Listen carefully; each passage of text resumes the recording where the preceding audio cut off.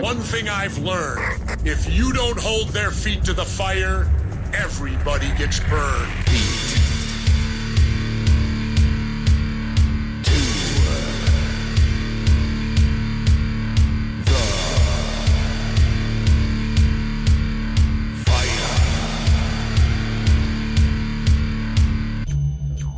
Hold on. Before you start waving around that freedom of speech thing, when you're in a crowded movie theater and you scream fire, you better be able to smell smoke. You come on this radio show and you start saying incandescent things like that, you better have more behind you, pal, than just your thumb.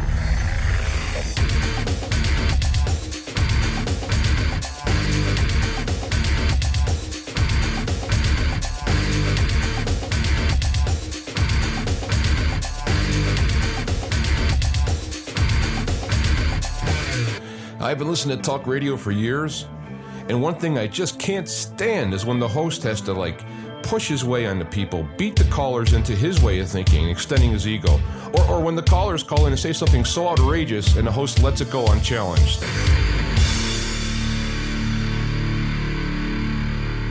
The sign you're on the road to truth is the lack of contradiction.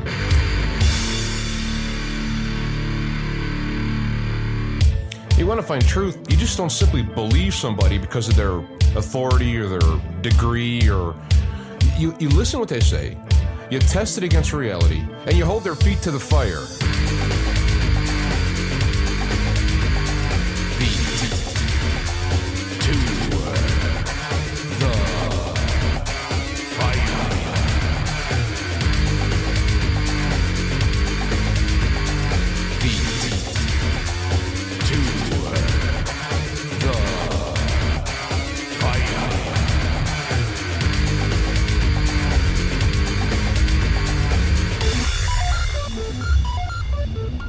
We're back and we're live. Feet to the fire. I'm your host, James Alphayanchik, the Black Knight of Talk Radio. You're live here. Something I've been thinking about for a while. I've noticed, being a driver, I'm on the road all the time, and especially been driving for many years, I've seen the change in the normality of people operating their vehicles. They're crazy. They go fast. I mean, not just fast, but crazy fast, zoom in and out, trucks included. This is all time. No consideration for those around them. They're just all by themselves in their little bubble. And I thought, traffic is kind of a microcosm of the world in general, the general attitude of people. And I've talked to people, when I go to smaller towns, for example, when I'm driving, it's a whole different story. People are polite, they let you in, they help, it's considerate. But it seems to be in the larger towns is where you see this. And it prompted me, that actually got me going. There's a particular Bible verse, and I'm not preaching here, this is just talking about the philosophy, the principles in it. And because lawlessness is increased, most people's hearts will become cold. I say hearts. Literally, it says, the love of many. The love of many will become cold. Matthew 24:12. And, the obvious statement from there is as more things are, we've seen people being killed and what they're doing and going on with rumors of wars and, going on in Ukraine with Russia. You see the things that are happening here, the deaths, the changing of the laws, ignoring certain people from lawlessness and allowing other ones for lawlessness, etc. You see all this, and you think, you can see people get depressed, desensitized. They're seeing this all the time. I mean, it would have been outraged. I mean, years ago, a child would go missing, the whole town would go crazy looking for him and all that. Now it's just like a statistic. More kids just disappear and they never find them. No bodies, nothing. So it becomes you become desensitized. I understand that the idea, even in your body, when you get a blister from using your hands, you're not used to using manual labor, doing a lot of manual labor, you get blisters. You make a callus so that incoming agitation causes less problems to the body. Well, the same happens with your emotions. That's why people who are kidnapped and they keep them in their house for how many years? You heard about these ladies and being kept in the house 20 years and all that. It ends up working on you where you want to avoid the problems, and so you develop this kind of desensitization. I mean, it could be callousness, and using the analogy of the hand. People could just not care. They can't deal with it. Nothing they can do about it. They're going to go crazy. So then they just, they turn a blind eye, for other phrases. And so you can see that aspect, out of that verse, pretty straightforward.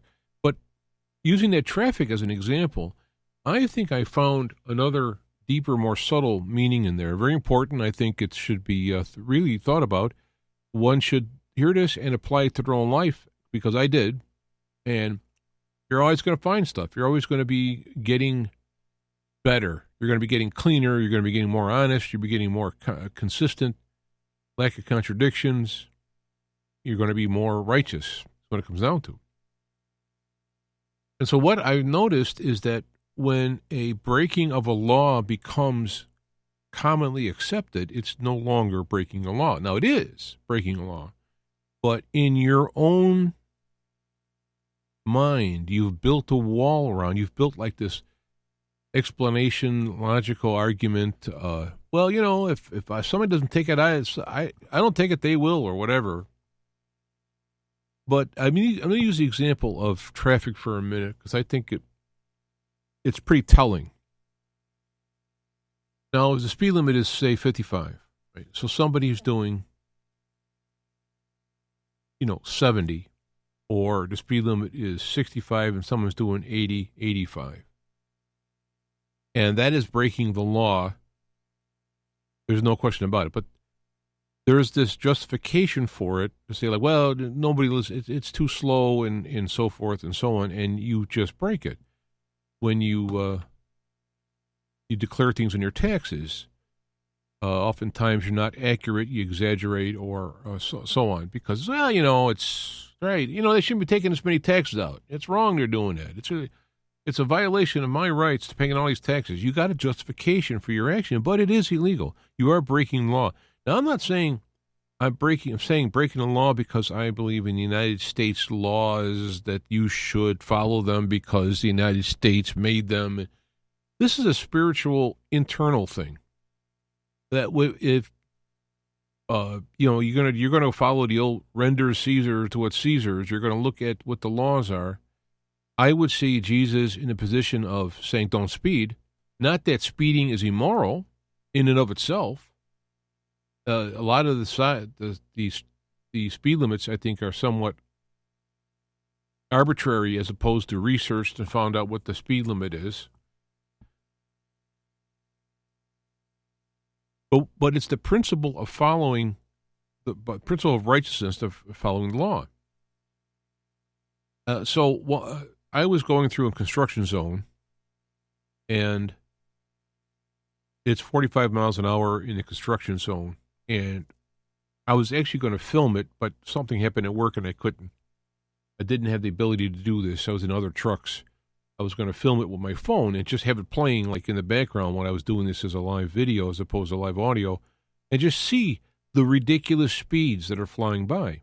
Now, what's interesting about this is if you're a CDL driver, a truck driver, if you speed in a construction zone, that's called a big ticket, meaning if you get 2 big tickets, drunk driving's another one, school zone's another one, but if you get 2 big tickets, you're done professionally driving for life. In the United States, you're done for life. And so I'm driving this truck, I'm doing the speed limit, I'm watching these trucks blow by me. I'm guessing at least 10 to 20 miles an hour over. And I'm thinking that guy is looking at getting that ticket and losing his license if he gets 2. If he already has 1, he's done. So, you have the idea of the punishment by the state if you do it, if you get caught on whatever of it. But my point here is the idea that you have justified breaking that law because you are above the law. It is lawlessness. And the same people who are speeding in that lane are going to be very mad when you're in a two-lane road, let's say, and a person is in the left lane and they're doing the speed limit, and you are speeding and you want to get past them. That same person, and I've heard these arguments. I've chuckled having these arguments with people, both live and on social media. They say the law says this. It doesn't say what speed you're doing. The slow traffic has to go to the right. That's part of the law. It doesn't matter about the speed. If you're slower traffic, you have to go to the right. It says slow traffic, right lane. It doesn't say about speed. I said, wait a minute. So you're demanding that this person obey the law while you are breaking the law. This person obeying the law is actually forcing you to obey the law, and you don't like that. And you want that person to obey the law to move so you can disobey the law to speed. Now, I'm just using this example because it's so common and it's harmless. But if you are listening and you're one of the people who are going to justify that actions, then my question is, where does your justification for breaking the law stop? And this is where I think the subtle warning here in this verse is, because lawlessness is increased, multiplied, I guess is another way to say the word. So it becomes more common. Since lawlessness becomes common, most people's hearts will become cold. They will go on, they will break the law as well. They will become normal to break the law. And it's, again, we're not talking about a moral law like, killing people, but it's a slippery slope when you have set the precedence for ignoring the law for your own reasons and moving forward past it. When do you stop? You speed, you cheat on your taxes. I don't know. I mean, you can go down the road there. It's because that the lawlessness has become common. Because of that, most people's hearts grow cold and they break the law commonly as well. And when that number goes up higher and higher, when the level of lawlessness goes up, the moral decline, if you will, when it goes up, it is a less of a big deal. Now, let me give you an example. You're talking about the current one of current thing is abortion. All right, I'm just using an example. If you go back years ago, I don't know, 20, 30 years ago, abortion was never considered okay. It was considered something that was necessary, deemed necessary by some people at certain times. It was something to be avoided. You don't go around bragging about it. You don't walk around with a T-shirt saying it's my right. You don't look at it as sexual foreplay or part of the sexual act of having abortions, which I've seen this actually people saying this. It was something that, you kept quiet. You didn't, it wasn't wrong, but I got, So there was a lawlessness there in killing the child, but you kept it quiet. Well, now it's out and open. And when people used to have sexual deviance, it would be quiet. People didn't walk around with bags or flags, badges or flags talking about, say, S&M. I like to beat my sexual partner. That was something that was kept quiet, and that it is done, behind closed doors. If you're caught, you're embarrassed, or you lie to get out of it, or there's this negative connotation. Now it's any kind of sexual deviancy is you're right. You can wave your flag, if you will, on it, and other people can't criticize you for it. They can't say, no, that's wrong. You can't say, wrong. And now in the abortion aspect, you have people who are going to abort up until the end of pregnancy while delivering, and there's arguments trying to leave afterwards, shortly thereafterwards. And if the child is born alive, then, you let it die. Now, of course, since those laws have been changed, you can guarantee that the aborting doctor is not going to let it be alive. He's going to hack it in pieces before there's no chance. So that law, I don't know that law saved any lives. It more or less makes it, more. It shows the obvious callousness and I would say evilness of the murdering, but it has increased. Sexual promiscuity has increased. Perversion has increased. You have people who are rioting, but because of their particular ideology, they have a justification for it, causing damage and breaking. And other people whose ideology and they cause damage and trespass, whatever, they're in prison for years. The idea is that when lawlessness is common, people's hearts grow cold. And it's got to the point now where you can stand out into the light and be lawless, and you can be justified for it, and then you continue and do it, and it gets worse. So as this grows, all I'm saying for people is to, take personal inventory of what do you consider lawlessness? When is breaking the law okay? Let me just go back to traffic again. Well, I got to get to the hospital. So I'm going to speed, go through red lights. I'll be careful. I'll slow down, make sure no one's coming. But I'm going to try and be as safe as possible, yet I'm going to break those laws which are made for safety because a life at stake. You can argue that. Police have stopped people from speeding. And I remember when I was bringing my wife in for birth of our son, I was going down the highway during rush hour on the shoulder to get down to the hospital. And a cop pulled me over, and I told him, I said, I'm going to the hospital. She's in labor. You want to give me a ticket? Fine. I understand, but I got to get going. And he ended up letting me go. So, okay, well, I'm going to be late for work. Is that a reason to break the law? Well, I'm going to get in trouble if I go to work. The wife would have, if she was starting to have a baby in the car, it'd be troublesome, so speeding's okay. Well, I'm going to work. I want to get in trouble with the boss. Speeding's okay. I got to get to a customer, and I don't want to be late. Speeding's okay. You see what I'm saying? There is this idea that you have to make a stand, and it's not because that point you stand on is all that important in and of itself. It's the stand that is important.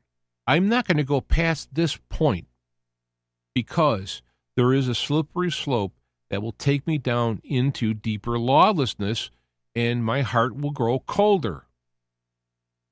It'll be this is the mechanism. Now, one thing that's common among humans, I've done this, I know I'm a human, so I know all too well. Well, I won't do that. They have been to them, but that was them. This is me. I'm not going to do that. But there are things that are common to humanity and trends and deceptions and so forth, tricks, that should be avoided because of humanity reason, not because you are higher or better than that humanity. That you won't fall prey to the slippery slope. Because over and over again, and you can ask many people who have, the people who have doing drugs, now it's now illegal. It's now legal to do some drugs. So the argument is, well, it was illegal before. People are in jail or were in jail. I think they still are for drug possession. Now those drugs are legal. They can have it. So does that mean it's okay? Because it's not illegal. So you have that next idea of where do you draw the line regardless of illegality? So if it's you think there's a problem with drugs, even though it's legal, you don't do them. Legal to drink, but there's a lot of problems with drinking, so you don't do it. You're making a line to not go down the slippery slope that if you do drink and drink too much, you can do something you wouldn't normally do. You get drunk driving, you can kill somebody, hurt somebody. You can get sick. You could fall down. I mean, there's reasons other than if you want to talk about morality in the actual drinking of alcohol. It's what happens from it. So you make your boundaries. Well, now this last step is we're coming to a point now where things are going to be legal that were considered immoral before, and you're going to have that choice of going like, well, do I let the legality of it guide my actions, or is it the principle that was once illegal, now legal, but the principle still stands? So one of the things I mentioned about when they try to outlaw abortion, for example, just using the same example, is that if you succeed in outlawing abortion, your job, that your quote, your job is not done. Making it illegal will stop people from having abortions, but that doesn't mean they're going to be good parents. That doesn't mean that child, you saved that child's life, some may say, because of their actions, but now that child's life is just beginning. So you have the aspect of not only not breaking the law, and when the law changes, stay on this side of the morality law, but now when you try to change the laws to be more moral, it doesn't mean that morality comes with the people who are now prevented from breaking the law. For example, I mean, if I'm in the right lane or left lane and I'm doing the speed limit and the guy behind me wants to speed and he's fuming and all that, I'm preventing him from speeding, but I'm definitely not preventing him from the concept of breaking the law because I want to. He still wants to. He's unable to. And you make abortion illegal, a lot of people will be unable to get an abortion. It doesn't mean they wouldn't do it if they couldn't. So this is where the idea is that when you take your own personal step, I'm not talking about getting them to change. It's our own personal self. Whenever I see things around me, and I think everything that you see and aware of, there's a lesson, there's something involved in it for you. If you're aware of it, pay attention to it, try to see the principles involved with it and the dangers or whatnot, and then apply it to you. And it's not that there's going to be one-to-one, that all of a sudden you're going to be like, well, I'm looking at the horrors of abortion, so, okay, I'm not going to get an abortion. Well, okay, fine. Right? But the principle in the abortion is that I want what I want when I want it, and I don't want anybody trying to stop me, including a life that was created by the mechanism of doing what I wanted. So that life becomes expendable because you want to do what you want. That's the principle here. And that could be done. I'm going to break the law to go to work because I want to get there on time. Now, when you do breaking the law, and this has actually happened in court with truck drivers, if you drive past your time limit that you're legally allowed and you get in an accident, the lawyer, even if the other person is at fault, the lawyer comes at you because if you would have followed the law, you wouldn't have been there for their client to be in an accident. That's happened, and lawsuits have been lost. So when you follow the law, especially the moral law, you are preventing problems for you and other people down the road. This is why the principles are there. So I'm going to put it out there and say, let's, just for your sake, just for testing and learning, right? Don't break the laws. Don't lie. Don't cheat. Don't steal. Do all that stuff. Just don't do that and try it out. Now, when I say don't lie, it doesn't mean you have to say anything. All right, if there is a uncomfortable topic that you're being asked to deal with, you don't have to answer it. So, and if you run yourself the way you run yourself in your life, and if something comes up that is negative that you've done or been involved with, and you say it and you explain it, you take what happens. Oftentimes, by being truthful and honest under there, you're given another chance or what have you. But not wanting to take the risk, you lie, you cheat, you break the law. And as you increase in your own personal lawlessness, your heart will grow colder, which means you will do more things that are harmful, potentially harmful. You'll exposing yourself to more and more. So if you don't cause that stop right there, and let me give you another example. Over the years, there's been two religious groups that have made a stand on something which pretty universally people thought were, what would be the word? I don't want to say foolish, but over the top. You have the Christian Scientists will not take intravenous transfusions. They won't take blood. In fact, a lot of medicine they won't take. Okay, and so it's down the way. You had people who have died because they refused medical treatment, who more or less would have been alive if they took it. They've had the court step in and mandate children get treated against their parents' wishes or what have you. But let's just take that point, right? There's another group, is the Amish, who won't use machinery. They won't use AC. I've seen some of them now, they use batteries, which I'm thinking there's a little sloping going on there, but they're stopping at that part, but they won't take machinery. So the funny thing about these two groups, if you go through the whole forced COVID thing, and the people who have been injured by that, by complying, the Christian Scientists aren't going to be in that group. They're not going to be exposed to potential injury from vaccine because they won't take it. And as we go into a more mandated, pharmaceutically driven tyranny, their stand, which they've made, we might say too early, is going to be the stand that many are making now.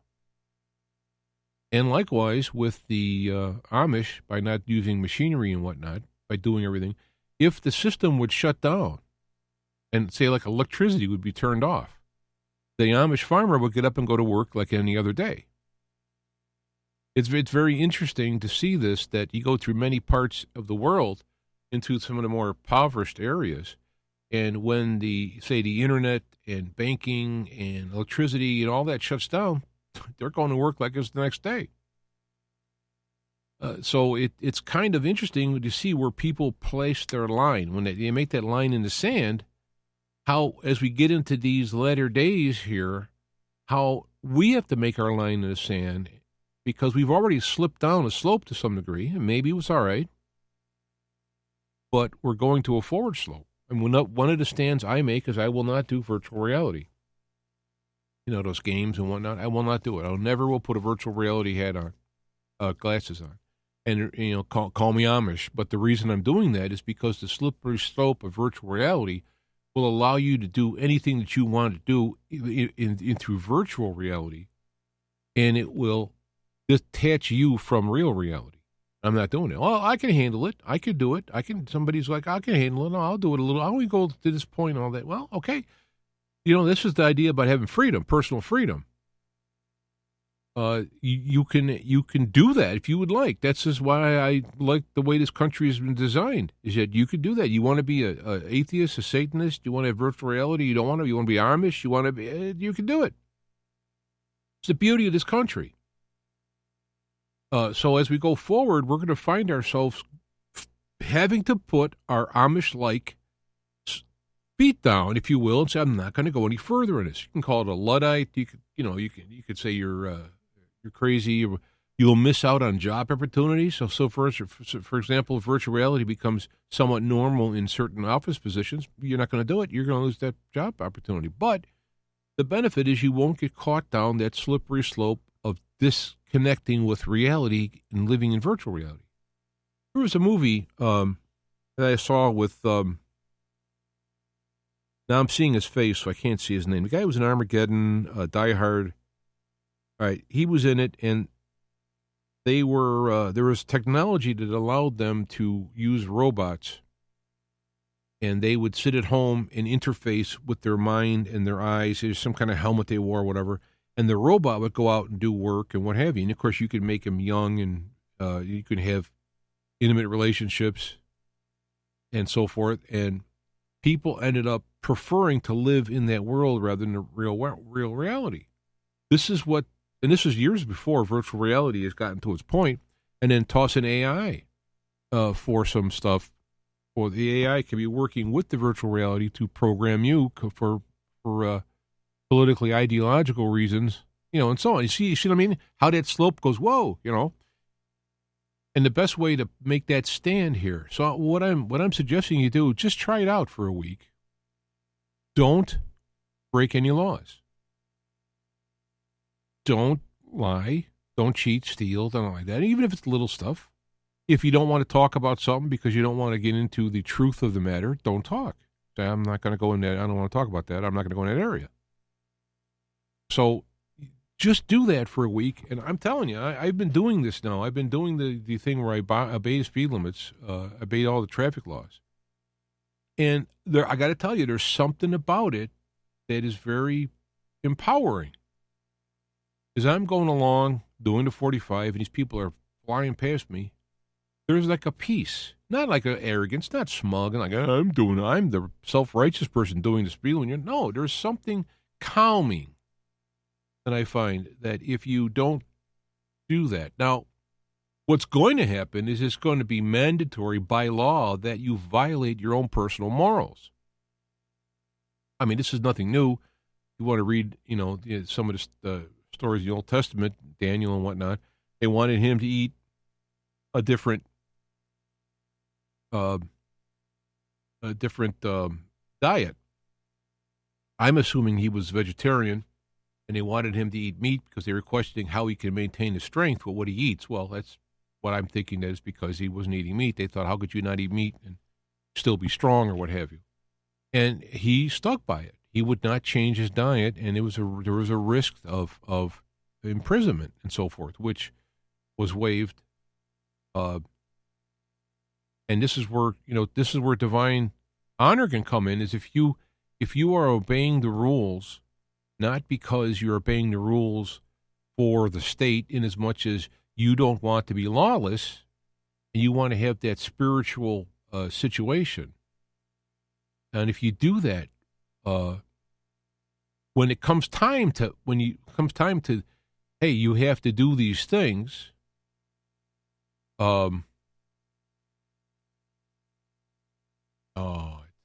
it stopped. See that? This is what the happen is.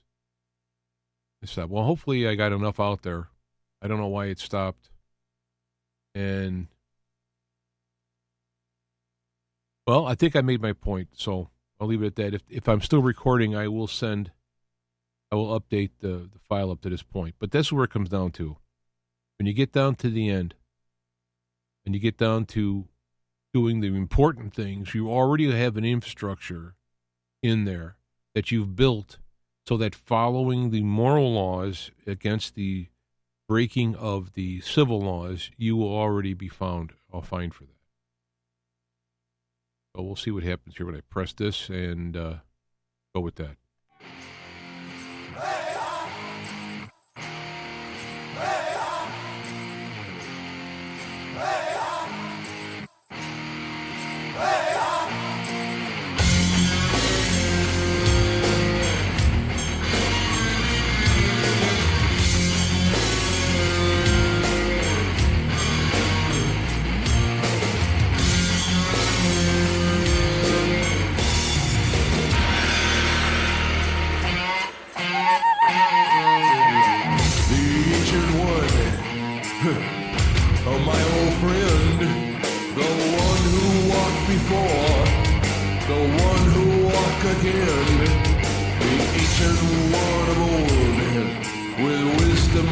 Now it's going again. How about that?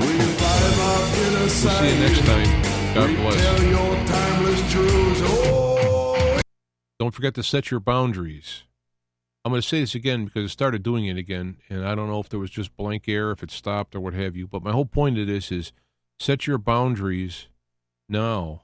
Set them in the quiet times. Do it in the daylight, in the sunshine, so when it gets hot and heavy and night and darkness, that you will be used to following those principles. And when it comes time to make a stand against civil law, you will be able to make that stand because you're already primed with that and aligned and resonating with the moral laws that you've been following.